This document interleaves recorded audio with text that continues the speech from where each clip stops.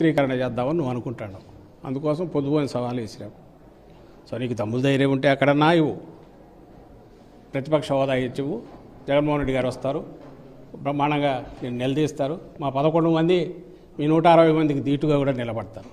లేదా నువ్వు సుపరిపాలనకు సంవత్సరం అని ప్రకటించి ఇంటింటికి వస్తారని 10 ఇళ్ళు కూడా తిరగలేకపోయినారు చూడు మీ నాయకులు, ఎమ్మెల్యేలు. ఇప్పుడు అదే పని ఇంటింటి దగ్గరికి పోండి. అక్కడ మిమ్మల్ని ఒకరో ఉండి జనమే ఎట్లా వెంటబడి కొడతారో తెలుస్తుంది. అక్కడైనా తెలుస్తుంది. అసెంబ్లీనా ప్రజాక్షేత్రమా?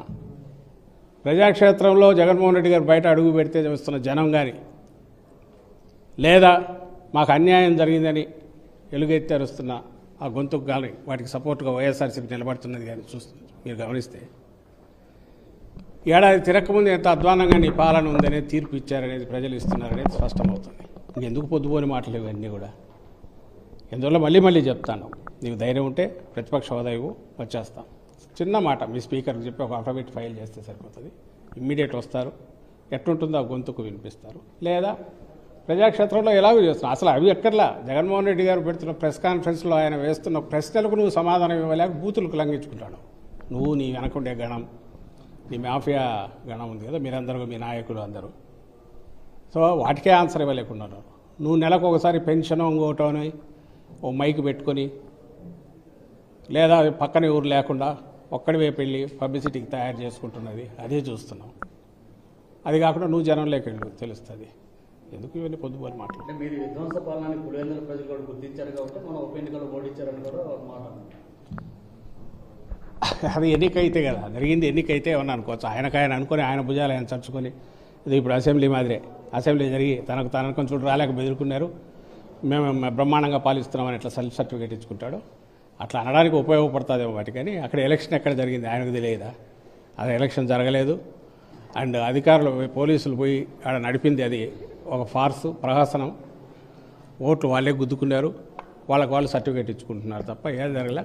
నిజంగా అదే వేరే పరీక్షలు ఎక్కర్లే. మేము మాట్లాడడమో ఆయన మాట్లాడడమో ఇవన్నీ ఎందుకు? కావాల్సినంత ఓపెన్ ఏరియా ఉంది. నిజంగా నువ్వు సంవత్సరంలో ఏదైనా చేసినావు అనుకుంటే ఎందుకు ఇల్లు తిరగలేకుండా అన్నారు మీ నాయకులు.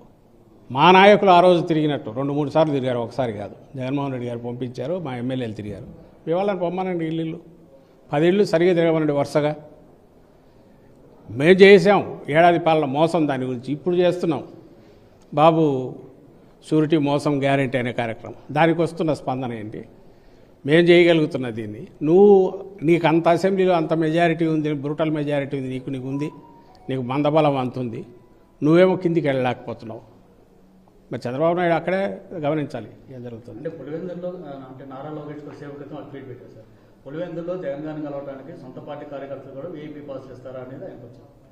నాకు ఏడ్చినట్టుంది. నీకు పాస్లు ఏమి ఇచ్చారో నాకు తెలియదు. కానీ నీకు కానీ మీ నాయనకు కానీ ఎవరైనా అభిమానులను ఉంటే కదా, ప్రేమించే వాళ్ళు ఎవరైనా ఉంటే కదా, అభిమానులు వేల కొద్ది తరలి వస్తే అది ఎట్లుంటుంది అనేది తెలుస్తుంది. మీకు వెతుక్కోవాలి. ఏదో ఈ మధ్య ఎప్పుడు గుంటూరులో తిరుగుతున్నాడు, రోడ్ షో అని చేశాడు ఆయన చంద్రబాబు నాయుడు. ఒక్కడే రోడ్డు మీద పోతున్నాడు, చేయకుండా సెక్యూరిటీ తప్ప ఎవరు పక్కన లేరు. జగన్మోహన్ రెడ్డిని కలవడానికి రోజు వేల మంది వస్తుంటారు. ఆ వేల మందిని తీసుకోవడానికి ఆయన కలపడం ఎట్లడానికి కొన్ని పద్ధతులు ఫాలో కావడం ఎవరైనా చేయాలి. మీరు కేకలేసి అరిచినా వచ్చేవాళ్ళు ఎవరు ఉండరు. లేదా మీరు మొంగపోయి ఇల్లు తిరిగినా మీకు వచ్చి నమస్కారం పెట్టి దగ్గరికి తీసుకునే వాళ్ళు ఎవరు ఉండరు. లేదా మీ దగ్గర వచ్చేసి తమ గోడు చెప్పుకునే వాళ్ళు కూడా ఎవరు ఉండరు. ఎందుకంటే గోడు చెప్పినా మీరు పట్టించుకొని అలాంటిదే. మీ నాన్నకు కానీ నీకు కానీ అభిమానులు ఉండరు, ప్రేమించే వాళ్ళు ఉండరు. మిమ్మల్ని వచ్చి ఒక్కసారి మీ దగ్గర మిమ్మల్ని పలకరిస్తే చాలనుకునే వాళ్ళు ఉండరు. ఇక్కడ జగన్మోహన్ రెడ్డి గారిని కలిస్తే చాలనుకునే వాళ్ళు రోజు వేల మంది వస్తుంటారు. వస్తున్న దాన్ని ఏ రకంగా ఇచ్చేయాలి, అందరూ కలిసి వీలైనంత ఎక్కువ మంది కలిసేట్టు ఎట్లా చేయాలి అనుకోవడానికి ఏర్పాటు ఖచ్చితంగా చేస్తాం. మీకైతే అవసరం ఉండదు కాబట్టి ఏదో అంటాడు, అందరి ద్రాక్ష పుల్లన మనకు తెలియదంతా చెత్త పిచ్చిది అని లోకేష్ అనుకుంటా. అంటే ఆయన అజ్ఞానానికి జాలిపడడం తప్ప ఏం చేయలేదు. 30 ఏళ్ళు రాజకీయ జీవితం ముఖ్యమంత్రిగా చంద్రబాబు నాయుడు చేసుకుని సెలబ్రేషన్స్ కూడా పెద్ద ఎత్తున చేసుకున్నారు. సంస్కరణలన్నీ కూడా చంద్రబాబు తీసుకొచ్చారు. 30 ఏళ్ల వెన్నుపోటు వీధి ఉత్సవాలు, అసలు వార్షికోత్సవాలు కూడా జరిపితే బాగుంటుంది. జరుగుతున్నాయి కూడా. 30 ఏళ్ళు అనగానే గుర్తొచ్చేది ఎవరికైనా ఎన్టీ రామారావుని ఎట్లా దించాడు, ఆ దించడమే కాదు ఆయన్ను రోడ్డు మీద ఎట్లా పడేశాడు కట్టుబట్టలతో, ఆస్తులు కూడా లాక్కొని, వ్యవస్థలను అప్పుడు ఎట్లా మేనేజ్ చేసి ఘోరంగా అవమానకరమైన రీతిలో చేశాడనేది ఈ సమకాలీన చరిత్ర తెలిసిన వాళ్ళందరికీ తెలుసు.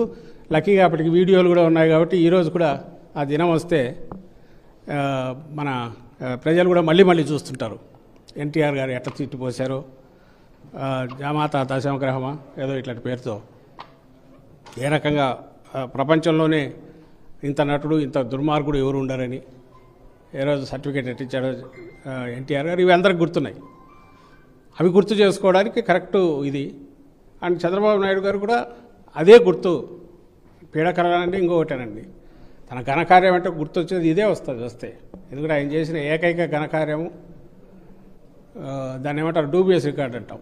దాంట్లో ఆయన చేసిన గొప్ప ఇదేంటంటే అత్యధిక మెజారిటీతో గెలిచిన ఎన్టీఆర్ గారిని అన్ని దీనిలను వదిలేసి అడ్డదారిలో అడ్డంగా దించేసి వాళ్ళ కుటుంబాన్ని కూడా మభ్యపెట్టి తన వైపు తిప్పుకొని